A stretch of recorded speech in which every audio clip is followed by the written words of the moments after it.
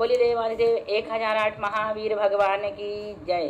संत शिरोमणि आचार्य गुरुवर श्री विद्यासागर जी मुनि महाराज की जय। परम पूज्य 108 मुनिवर श्री प्रज्ञासागर जी महाराज की जय। द्वादश आंगनवाणी माता की जय। अहिंसामय विश्व धर्म की जय। सिद्धम शुद्धम पणमीय जिनेन्द्र नेमि चंदमके लंकम गुणरयण भूषणुदयम जीवस्य परोबणम बोच्छम। बोलिए आचार्य नेमि चंद्र स्वामी जी की जय। देखें, जीव कांड की ज्ञान मार्गणाधिकार चल रहा है, जिसकी 316 नंबर की गाथा है। लोगान मशंख मिदा अनखरप्पे हवंति छठाणा बेरुव छठ बग पमाणम द्रुणमखरगम। देखो क्या कह रहे हैं यहाँ पर, षट स्थान पतित वृद्धि की अपेक्षा अनक्षरात्मक श्रुत ज्ञान के असंख्यात लोक प्रमाण भेद होते हैं। अक्षरात्मक श्रुत ज्ञान का प्रमाण द्विरूप वर्गधारा में छठे वर्ग स्थान एकट्ठी में से एक कम है। अनक्षरात्मक श्रुत ज्ञान के कितने भेद हैं? अनंत भाग वृद्धि, असंख्यात भाग वृद्धि, संख्यात भाग वृद्धि, संख्यात गुण वृद्धि, असंख्यात गुण वृद्धि, अनंत गुण वृद्धि। इन षट स्थान पतित वृद्धि की अपेक्षा से पर्याय समास रूप अनरक्षात्मक श्रुत के असंख्यात लोक प्रमाण भेद होते हैं। अक्षरात्मक श्रुत ज्ञान के कितने भेद हैं? द्विरूप वर्गधारा में छठे वर्ग का जितना प्रमाण है, मीन्स एक अट्ठी, उसमें एक कम करने पर जितना रहा उतने अक्षरात्मक श्रुत ज्ञान के भेद हैं।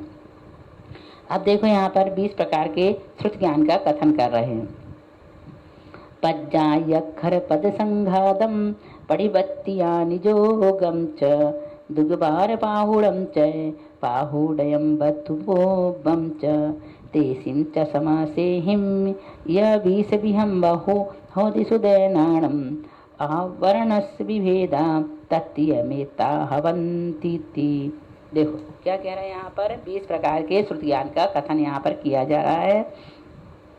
पर्याय, अक्षर, पद, संघात, प्रतिपत्तिक, अनुयोग, प्रावृत, वस्तु और पूर्व ये 10 और 10 इनके समास जैसे पर्याय समास आदि। इस प्रकार श्रुत ज्ञान के 20 भेद हैं। श्रुत ज्ञानावरण के भी इतने ही भेद होते हैं। फिर से देखें कैसे लगाएंगे इनको हम व्यवस्थित रूप से।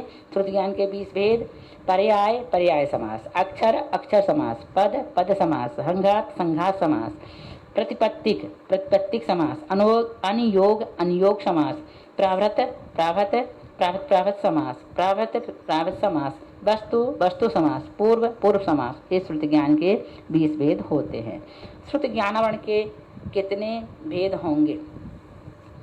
ऊपर जो 20 भेद श्रुत ज्ञान के कहे हैं, उनको आवरण करने वाले कर्म भी उतने ही हैं। अतः श्रुत ज्ञानावरण के भी 20 भेद होते हैं। ऐसे तो उत्तरोत्तर भेद देखो तो श्रुत ज्ञान और उसके आवरण कर्म दोनों के असंख्यात भेद होते हैं। अब इसके बाद हम आपको एक 319 नंबर, 318 हो गए, 319 नंबर की गाथा देखना। नवरि विशेषम जाने सुहम जहन्नम तु पज्जयम नाणम पज्जाया वर्णम पुण्य तदनंतर नाण भेदम ही। देखो क्या कह रहे हैं यहाँ पर, सूक्ष्म निगोदिया लब्ध पर्याप्तक के जो सबसे जघन्य ज्ञान होता है उसको पर्याय ज्ञान कहते हैं। नवरि विशेषम जाने सुहम जहन्नम तु पज्जयम नाणम। सूक्ष्म निगोदिया लब्ध पर्याप्तक के जो सबसे जघन्य ज्ञान होता है उसको पर्याय ज्ञान कहते हैं। इसको याद करना। इसमें विशेषता केवल यही है कि इसके आवरण करने वाले कर्म के उदय का फल इसमें इन पर्याय ज्ञान में नहीं होता, किंतु इसके अनंतर ज्ञान के पर्याय समास प्रथम भेद में ही होता है। यदि पर्यायावरण कर्म का फल पर्याय ज्ञान हो जाए तो ज्ञानोपयोग का अभाव होने से जीव का भी अभाव हो जाए। इसलिए कम से कम पर्याय रूप ज्ञान जीव के अवश्य पाया जाता है। श्रुति ज्ञान का सबसे जघन भेद यह पर्याय ज्ञान ही है। इसका स्वामी सूक्ष्म निगोदिया लब्ध पर्याप्तक जीव है, किंतु इसमें और भी जो विशेषता है उसको आगे की गाथा में यहाँ बताया जाएगा। देखो अब इसके बाद है अगली गाथा, पर्याय ज्ञान का स्वरूप। पर्याय ज्ञान का स्वरूप देखें। सुहम निगोद अपज्जतयस जादस पड़म समेयम ही हवदि हो सभ्य जहन्नम निचुघाणम निरावरणम।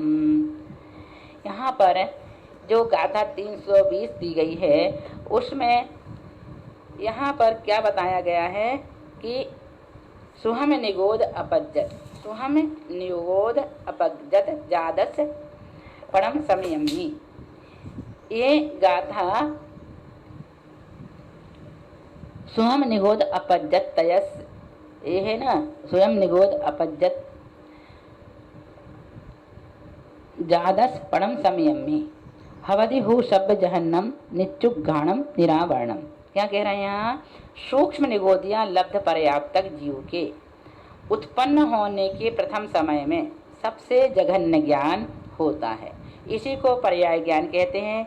इतना ज्ञान हमेशा निरावरण तथा प्रकाशमान रहता है। पर्याय ज्ञान सबसे जघन्य या किसके होता है? सूक्ष्म निगोदिया लब्ध पर्याप्तक के होता है। पर्याय ज्ञानवर्ण का फल किसमें पड़ता है? पर्याय समास ज्ञानवर्ण में पड़ता है। ऐसा क्यों? यदि पर्याय ज्ञानवर्ण कर्म का फल पर्याय ज्ञान में पड़े तो जीव के ज्ञान का ही अभाव हो जाएगा, पर्याय में ना पड़े। यदि पर्याय ज्ञान कर्म का फल पर्याय ज्ञान में ना पड़े तो जीव के ज्ञान का ही अभाव हो जाएगा, क्योंकि सबसे ज्ञान जघन्य ज्ञान यह है और इसको उसको भी कर्मोदय ने ढक दिया तो ज्ञान रहेगा ही नहीं। अब देखें अगली गाथा है, 3 गाथाएं यहाँ पर एक साथ दी जा रही हैं। हम सोच रहे हैं आपको पढ़ाई देते। 2 गाथाएं देखो। सुहम निगोद अपज्जत गेसु सग संभवेसु भूमि भमी ऊड़े चरिमा पुण्यतिवक्का नादी मवक्क कट्ठिएव हवे। सुहम निगोद अपज्जत तयस्य जादस्य पड़म समेयमे फासिंदी मदिपूपम सुदनाणम लति अक्षर्यम। देखो, सुहम निगोद अपज्जत तगेसु सग संभवेसु भमी ऊणे चरिमा पुण्य तिबक्का नादी मवक्क कट्टी एव हवे। सूक्ष्म निगोदिया लब्ध पर्याप्तक अपने 6011 भवों में भ्रमण करके अंतिम 6012 में लब्ध पर्याप्तक भाव में 3 मोड़े लेकर उत्पन्न होने वाले सूक्ष्म निगोदिया जीव के उत्पन्न के प्रथम समय में अर्थात प्रथम मोड़े में सर्वजघन्य नित्य उद्घाटित निरावरण स्पर्शन इंद्रिय जन मति ज्ञान पूर्वक दब्ध्यक्षर श्रुति ज्ञान होता है। सूक्ष्म निगोदिया लब्ध पर्याप्त के इस जघन्य ज्ञान से पर्याय ज्ञान में इतनी विशेषता है कि पर्याय ज्ञानवर्ण के कारण वह पर्याय ज्ञान और उसके आगे के ज्ञान भेद सावरण है, अर्थात लब्धाक्षर ज्ञान की तरह नित्य उद्घाटित नहीं है। सूक्ष्म निगोद लब्ध पर्याप्तक के पर्याय ज्ञान किस समय होता है? जन्म लेने के प्रथम समय में यह सर्वजघन्य पर्याय ज्ञान होता है। यह ज्ञान निरावरण और नित्य प्रकट होता है। समझ में आ गया? कब होता है? जन्म लेने के प्रथम समय में। यह सर्वजघन्य पर्याय ज्ञान है। यह ज्ञान निरावरण आवरण से रहित है, नित्य प्रकट होता है। यह ज्ञान निगोदिया जीव के किस भाव में होता है? क्योंकि इस जीव के 6012 भाव अंतर मुहूर्त में होते हैं।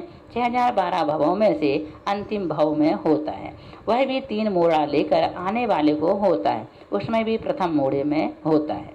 यह ज्ञान कौन सी इंद्रिय से होता है? इसका दूसरा नाम क्या है? स्पर्शन इंद्रिय से होता है। इसका दूसरा नाम लब्धाक्षर श्रुति ज्ञान है। यह स्पर्शन इंद्रिय से होता है और इसका नाम लब्धाक्षर श्रुति ज्ञान है। अब षट स्थान वृद्धि का स्वरूप अगली गाथा में बताएंगे। इतनी हमने आपको 6 गाथाएं यहाँ पर पढ़ा दी। इसके बाद षट स्थान वृद्धि का स्वरूप अगली क्लास में हम आपको पढ़ाएंगे। बोलिए महावीर भगवान की जय।